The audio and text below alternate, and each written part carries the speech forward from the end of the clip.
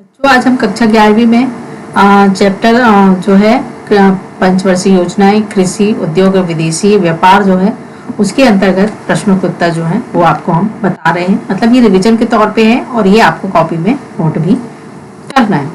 तो सबसे पहले है कि योजना की परिभाषा। योजना क्या है? योजना इसकी संख्या व्याख्या करती है कि देश के संसाधनों का प्रयोग किस प्रकार किया जाए। योजना जैसे कि हम घर में भी कई योजना बना कुछ कार्य को करना होता है, हम योजना के अनुसार ही उस कार्य को आगे करते हैं। फिर भारत ने योजना को क्यों चुना? अंग्रेजों ने भारत की विभाजन की समस्याओं के साथ एक स्थिर और खोखली अर्थव्यवस्था के रूप में छोड़ दिया था।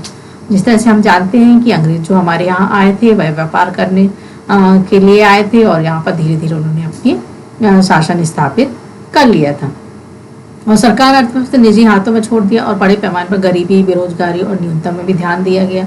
इससे कष्टों से बहुत सामना करना पड़ा। इस कारण ही हमने योजना को चुना। फिर योजनाओं के लक्ष्य क्या होने चाहिए? योजनाओं के जो लक्ष्य हैं, विशिष्ट लक्ष्य समान लक्ष्यों के बनाना पूर्व अर्थहीन है, क्योंकि हर योजना में विशिष्टता के साथ साथ कुछ लक्ष्य होना आवश्यक है। जैसे छात्र जब परीक्षा की तैयारी करता है तो वह अपनी योजना बनाता है कि और एक विशिष्ट लक्ष्य होता है, मतलब वह ये योजना बनाता है कि हमें उसमें पास होना है और अच्छे नंबरों से पास होना है, मतलब बस उसका लक्ष्य है। उसी तरह से हम भी जब किसी कार्य को करते हैं या कुछ करना होता है या घर का कार्य हो, सामाजिक कार्य हो, तो हम एक लक्ष्य बनाते हैं कि हमको इतना खर्च करना है, इतना करना है, इतने इस लक्ष्य को प्राप्त करना है। इसलिए ये लक्ष्य भी होना बहुत ही आवश्यक है। फिर उच्च पैदावार वाली किस्म, जिसमें कि HVU बीज क्या होते हैं? ये बीज जो पानी, उर्वरक, कीटनाशक और अन्य सीमांती जो प्रदान किए जाते हैं, आश्वासन उपरांत अधिक उत्पादन दे, उसके लिए पैदावार वाली किस्म जो है HYV के बीज कहा जाता है। मतलब ये किस्म जो होती है वह अच्छी होती है, जिसको कि उन्नत किस्म की बीज होती है, जिससे कि हम उत्पादन को अधिक बढ़ा सकते हैं। फिर है कृषि क्षेत्र को लागू किए गए भूमि सुधार की आवश्यकता और उनके प्रकारों की व्याख्या। मतलब कृषि क्षेत्र के विकास के साथ साथ हमने क्या किया, उनकी आवश्यकताओं के प्रकारों में किस तरह से व्याख्या कर सकते हैं। जैसे कि भारत में बिचौलियों की एक बड़ी सेना थी, जिसमें कि जमींदार, महलावार, रैयत आदि जो वास्तविक किसान से किराया वसूल करते थे और उनका एक हिस्सा जो है भू राजस्व के रूप में सरकार के पास जमा करते थे और किसानों के साथ वे दास जैसा व्यवहार करते थे। मतलब इस तरह से जो किसान होते थे उनका शोषण बिचौलियों के द्वारा होता था। फिर आवश्यकता, जो आवश्यकता थी वह किस प्रकार? बिचौलियों के उन्मूलन के जो उपाय वास्तविक जैविक किसान, जोतक जो किसान थे उनके बीच सीधा संबंध स्थापित करने के लिए किया गया। बंजर भूमि, जंगल आदि जो राज्य सरकार को हस्तांतरित करने के लिए। फिर भूमि वितरण जो है समानता लाने के लिए, किसानों की भूमि का मालिक बनाने के लिए। मतलब इस प्रकार से जिससे कि किसान जो है अच्छे कार्य कर सके और भूमि का सुधार कर सके। फिर इसी प्रकार से जमींदारी प्रथा का उन्मूलन। जमींदारी प्रथा थी उससे सरकार और किसान के बीच सीधा संपर्क होने के कारण जमींदारी प्रथा का भी उन्मूलन या फिर उसको हुआ और उसके साथ साथ किसानों के शोषण से भी दूर किया जा सका और बिचौलियों से भी किसानों का भारी जो शुल्क लगता था उससे भी बचाया जा सका। फिर इन सब सुविधाओं में भंडारण की सुविधा, ऋण सुविधा, विपणन सुविधा आदि का भी ध्यान दिया गया।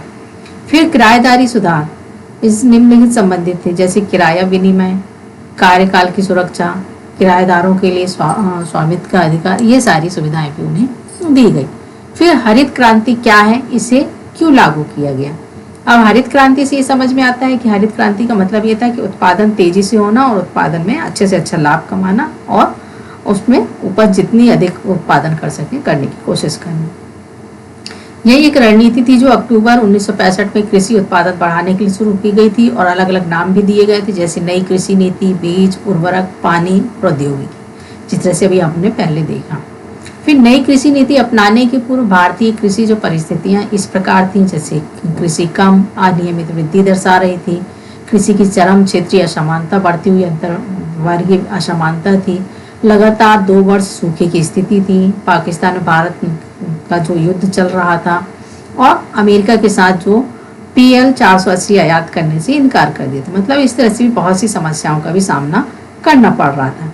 इस स्थिति को सुधारने के लिए हरित क्रांति को अपनाया गया था, जिसमें खाद्य आपूर्ति, महत्वपूर्ण मद, विदेशी मद पर निर्भर रहने के लिए हरित क्रांति की उत्पत्ति बना दिया। जैव रासायनिक प्रौद्योगिकी थी, जिससे उत्पादन वैज्ञानिक विधियों का उपयोग करके प्रति एकड़ उत्पादन को बढ़ाया जाना था और हरित क्रांति में इससे लाभ प्राप्त हो सके। आय में बढ़ोतरी। हरित क्रांति के कारण लोगों की आय में बढ़ोतरी हुई, क्योंकि गेहूं और चावल जब सीमित था, जिसमें लाभ पंजाब, हरियाणा, पश्चिम उत्तर प्रदेश, आंध्र प्रदेश जैसे देश जो थे वो गेहूं और चावल के उत्पादक क्षेत्रों में हुआ करते थे। फिर योजना के उद्देश्य के रूप में समानता के साथ समृद्धि की व्याख्या। मतलब समृद्धि क्या है? समृद्धि है विकास, और समानता दो संघर्षशील उद्देश्य हैं। समृद्धि और समानता जो संघर्षशील उद्देश्य है, क्योंकि समृद्धि मतलब हमको विकास कैसे करना है, और जो बीच में जो बहुत बड़ी खाई है अमीर गरीब की, उसको कैसे समानता लाया जा सके। इस सबको पाने के लिए दूसरे को, इसके लिए एक को दूसरे के लिए त्याग करना आवश्यक था, क्योंकि अर्थशास्त्रियों ने कहा कि आय की समानता समृद्धि में बाधक है, क्योंकि इससे काम करने की प्रेरणा में कमी आती, क्योंकि जो गरीब है वह गरीब होता चला जाता है, अमीर जो है अमीर होता चला जाता है। इससे हम लोग काम करने में प्रेरणा कम हो जाती है, लेकिन उसको बढ़ाने के लिए हमें समानता लाना आवश्यक है। फिर रोजगार सृजन की दृष्टि से भी योजना के उद्देश्य हैं, जिससे कि आधुनिकीकरण के समय में इसमें दो उद्देश्य रखे गए हैं, जैसे कि आधुनिकीकरण और रोजगार। मतलब इसमें हम लोगों को आधुनिकीकरण का अर्थ उत्पादन में नवीनतम तकनीकों का प्रयोग करना, और नई तकनीकों को अधिकतर पूंजी गहन होती है। उसी तरह से लोगों को रोजगार देना, आधुनिकीकरण के साथ साथ लोगों को रोजगार देना या रोजगार के अवसर उत्पन्न करना भी आवश्यक है। फिर है किसी अर्थव्यवस्था का क्षेत्र का गठन क्या होता है। यह भी क्षेत्र का जो है घरेलू उत्पाद तीनों क्षेत्रों के योगदान को अर्थव्यवस्था का क्षेत्र गठन कहा जाता है। योजना अवधि के दौरान औद्योगिक विकास के सार्वजनिक क्षेत्र को ही अग्रणी भूमि क्यों कहा गया है। एक मजबूत औद्योगिक आधार बनाने के लिए भी पिछड़े क्षेत्रों विकास के लिए मतलब ये सारी चीजें जो हैं ये इन सब की भूमिका आवश्यक होती है।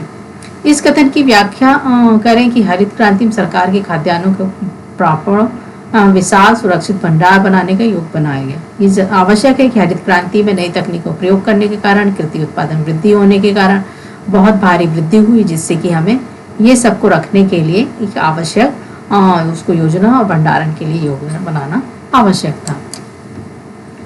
फिर है सहायकी किसानों की नई औद्योगिका प्रयोग करने को प्रोत्साहन करती है, जिसमें सरकारी वित्त पर भारी बोझ पड़ता है।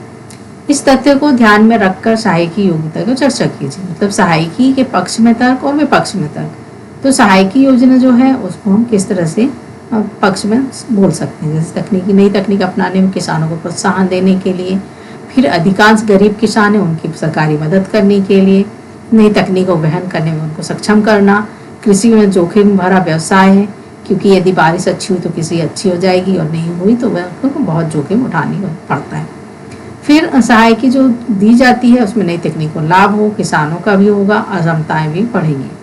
उसी तरह से सुनिश्चित करना है कि सहायकी लाभ केवल गरीब किसानों को ही मिले, मतलब जो उसके लायक है या जिनको वाकई में सहायता मिलनी चाहिए वो उन्हें मिले। फिर सहायकी के विपक्ष में तर्क। सहायकी का उद्देश्य पूरा हो चुका है, इस चरणबद्ध रीति से हटा दिया जाना चाहिए। सहायकी का लाभ जो है किसानों, अमीर किसानों तथा कंपनियों को मिल रहा है, जिसकी आवश्यकता नहीं है।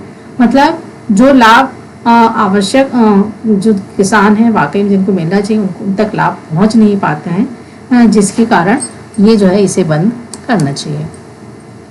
फिर है यद्यपि उद्योगों को सार्वजनिक क्षेत्र की आवश्यक रहा है, इससे सार्वजनिक क्षेत्र के अनेक उपकरण के बारे में भारी हानि उठा रहे हैं, इसके बारे में हम क्या कर सकते हैं। इसमें है जो सार्वजनिक क्षेत्र के उपक्रम है लाभार्जन कर रहे हैं, परंतु उपयोगी है कि क्योंकि ये बहुत मजबूत औद्योगिक आधार निर्माण करते हैं, सामाजिक आर्थिक ढांचे के विकास मदद करता है, पिछले क्षेत्रों में विकास को केंद्रित करता है, असमानता को बढ़ावा देता है और कुछ हाथों में ही एकाग्र होने से रोकता है और आय में असमानताओं को कम करता है।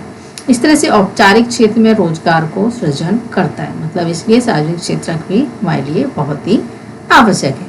फिर आयात प्रतिस्थापन किस प्रकार घरेलू उद्योगों को संरक्षण प्रदान करता है। आयात प्रतिस्थापन घरेलू उद्योग की रक्षा करता है और साथ ही साथ विदेशी उत्पादों घरेलू उत्पादों को प्रवेश करने से रोकते हैं।